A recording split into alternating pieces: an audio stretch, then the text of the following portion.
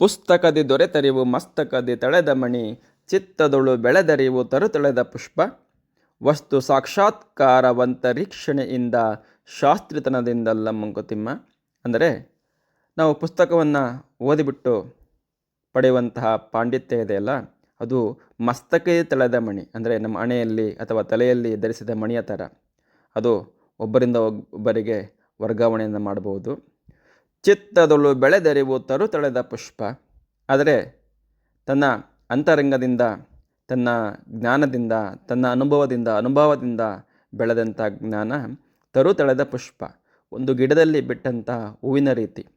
ಆ ಗಿಡ ತನ್ನ ಮಣ್ಣಿನ ಸಾರವನ್ನೆಲ್ಲ ಹೀರಿಕೊಂಡು, ಪರಿಸರದ ಅಂಶವನ್ನು ಹೀರಿಕೊಂಡು ಬಿಟ್ಟಂತಹ ಆ ಪುಷ್ಪ, ಅದು ಒಬ್ಬರಿಂದ ಒಬ್ಬರಿಗೆ ವರ್ಗಾಯಿಸಲಾಗುವುದಿಲ್ಲ.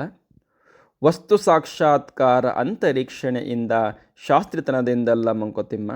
ಒಂದು ವಸ್ತುವಿನ ಪರವಸ್ತು ಇರಬಹುದು ಅಥವಾ ಲೌಕಿಕ ಜ್ಞಾನ ಇರಬಹುದು, ಅದರ ಪರಿಪೂರ್ಣ ಜ್ಞಾನ ಲಭಿಸುವುದು ಅಂತರೀಕ್ಷಣೆಯಿಂದ, ನಾವು ಒಳನೋಟದಲ್ಲಿ ನೋಡಿದಾಗಲೇ ಮಾತ್ರ. ಅದು ಪುಸ್ತಕದಿಂದ ಬರುವ ಪಾಂಡಿತ್ಯದಿಂದ ಮಾತ್ರವೇ ಅಲ್ಲ ಎಂಬುದು ಈ ಶ್ಲೋಕದ ಅರ್ಥವಿರಬಹುದು.